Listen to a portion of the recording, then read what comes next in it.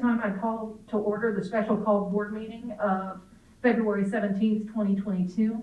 Thank you all for coming tonight. I think with the changes that have been well televised over the past few days, I appreciate you all coming out for this special call meeting. At this time, I'd present the agenda for approval. We have a motion to approve the agenda. Do we have a second? Second. We have a motion and a second. Is there any discussion? Hearing none, all in favor signify by saying aye. Aye. Any opposed? There are none. At this time, Dr. Bryan, if you want to come to the podium and kind of give a brief synopsis of what brings us here this evening. Thank you, Madam Chair. What I thought I'd do tonight, originally the school board meeting was scheduled based on the changes in the toolkit, but I also thought that I would provide you an update on what the governor said this afternoon in a press conference, and Mr. Rawson will update everybody on the toolkit. This afternoon, 3 o'clock, Governor Cooper had a press conference with also the North Carolina Department of Health and Human Services Secretary, provided an update on the state's COVID-19 metrics and trends. And as North Carolina's COVID-19 metrics continue to move in the right direction, and with vaccines widely available, Governor Cooper encouraged schools and local governments to end their mask mandates effective March 7th.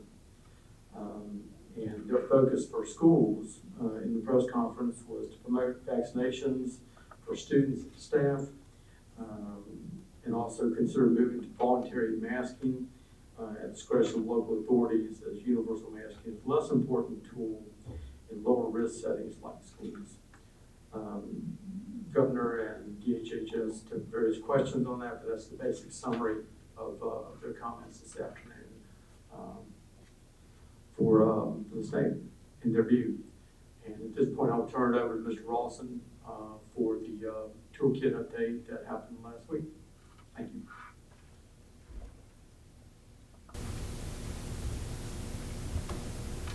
Good evening, board members. This is just again a brief update. I'm not going to go over everything that I had said on last Tuesday. In terms of the toolkit, a large portion of the toolkit has not changed, but I want to highlight several of the specific changes that are relevant to your discussion tonight. The first and most significant is that individual contact tracing and exclusion from school of asymptomatic people after an exposure is no longer recommended or required. And quick note on that, changes to the toolkit go into effect Monday, February 21st. And so the old toolkit remains in place, I guess tomorrow is the only relevant school day for which the older toolkit remains in force. So as far as requirements go, the exclusion of exposed students and staff who are asymptomatic is no longer required, and the individual contact tracing to find that is no longer a required control measure. What remains is that individuals who test positive for COVID are required to be excluded. There are conditions within the toolkit for their return, usually within 5 days of the positive test and or the end of symptoms if they are symptomatic. If they return after the 5 days, and this is I think an important detail to mention that remains in the toolkit, that if they are going to return after 5 days, as opposed to the 10 that it has been, they are of course still required to wear a mask. So even if the school district goes to mask optional as part of the control measure, if someone's going to return early from their 10 days after that 5 days, they are expected and required to wear a mask for the remainder of the 10-day period, and that remains in the toolkit. The district remains required to report suspected or confirmed cases. The exclusion requirements first on symptomatic and presumed COVID cases as well as positive cases remain the same, with the exception of that, as I said, the masking beyond the 5 days is still there. The CDC's transportation order, this is another question that has come up, is not affected by the changes to the toolkit. The governor and the HHS has no control over that. It's a federal regulation that guides public conveyances. School buses are public conveyances under that, and so masks at the moment remain required on bus transportation irrespective of the board's policy decisions. And the toolkit continues to state that local health departments can require exclusion of exposed students or staff based on local conditions.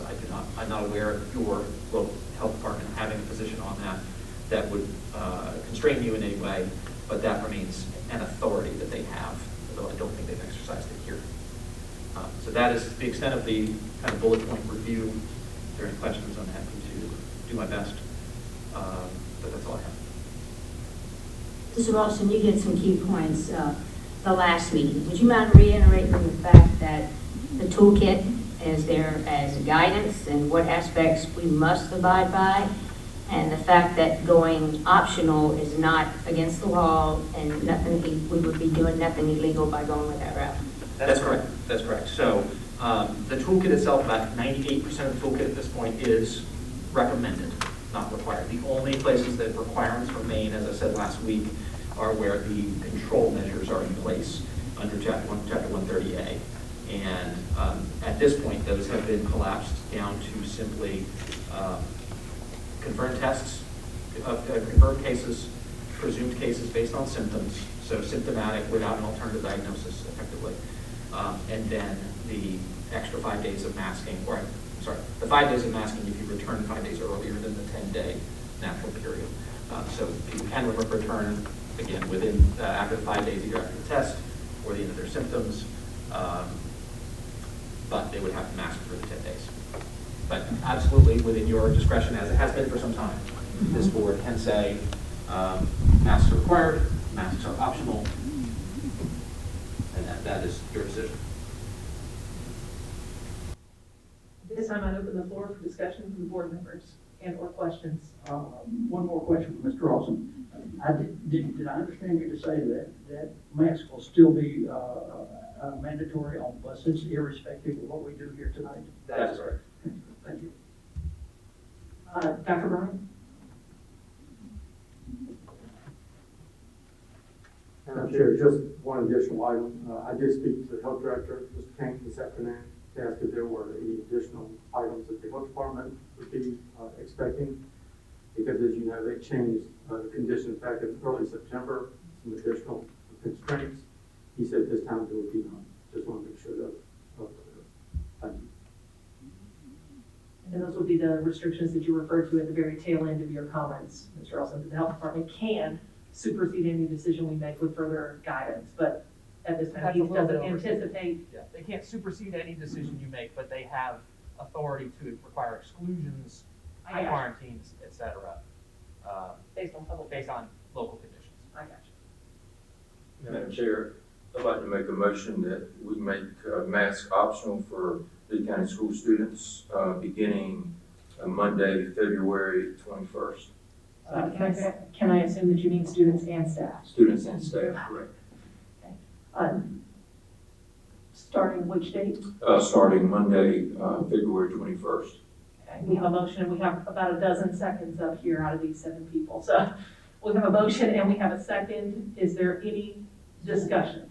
Yes, ma'am. I think it's very interesting, the people making the motions and jumping to make the motions. I'd like to ask the community, what has changed between now and our last meeting? Are we not still red?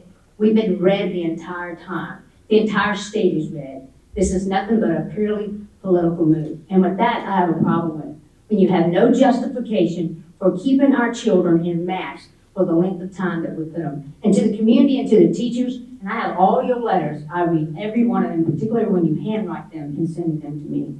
I want you to know that I am sorry, because I truly believe that this board has let you down. We are the leaders in the community. We don't just follow what the governor says. By the way, you forgot to mention that Truitt also came out with a statement today, and they have definitive dates. So my question is you, what's the difference between today, if we say, take these masks off our children today? So I don't see another video of a mother with a daughter who's crying because she has severe anxiety with masks. And we don't see buses with kids beating each other up all the time, fighting over stupid stuff. And that's not going to stop that, but we're adding to the stressors to our children. So my question to this board is, what's the difference if we say today, go to mask optional, which we should have done a long time ago, versus Monday, versus when the governor may recommend we do it? When will we, as a board, say, we know this is the right thing to do? And the time is now, not Monday, not the 7th, not when the governor says do it, but we know in our community that this is the right thing for our children. Do you want an answer to that question? Yes, ma'am. Okay, there are two things that have changed. One is the toolkit. Which was mentioned last week and the meeting. Absolutely. We talked at the last minute of how the toolkit required, not opted, but required exclusion of exposed students if we went mask optional. That's been my goal from the get-go, is to keep kids in schools, keep doors open. The point at which the state changes that, and now we don't have to exclude those numbers of students, that's what changed. That changes Monday. The fact is, if we decide right now, masks off, and someone comes to school tomorrow with COVID and exposes a class, we're still under the old toolkit, which means that student and anyone exposed is gonna be excluded from school Until for Monday. 10 days. Until Monday. There's nothing in the changes that say it will be retroactive. Nothing. There's nowhere. I've asked Mr. Ralston to review that, and he said there's nothing that says that it would be retroactive.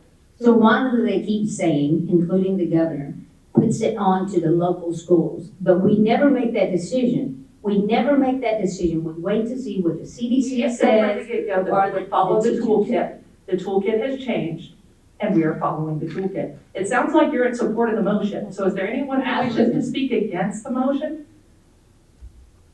Hearing none, we'll call the question. Ma'am, when you call We a have a- question, we need to vote. That's what I'm about to do. We have a motion, a second, the discussion is now closed, we'll proceed to a vote. All in favor of a mask optional policy starting Monday, January? February 21st, signify by saying aye. Aye. Any opposed? There is none. Are there any other discussion items to come before this board? Motion to adjourn. We have a motion, we have a second. Is there any further discussion?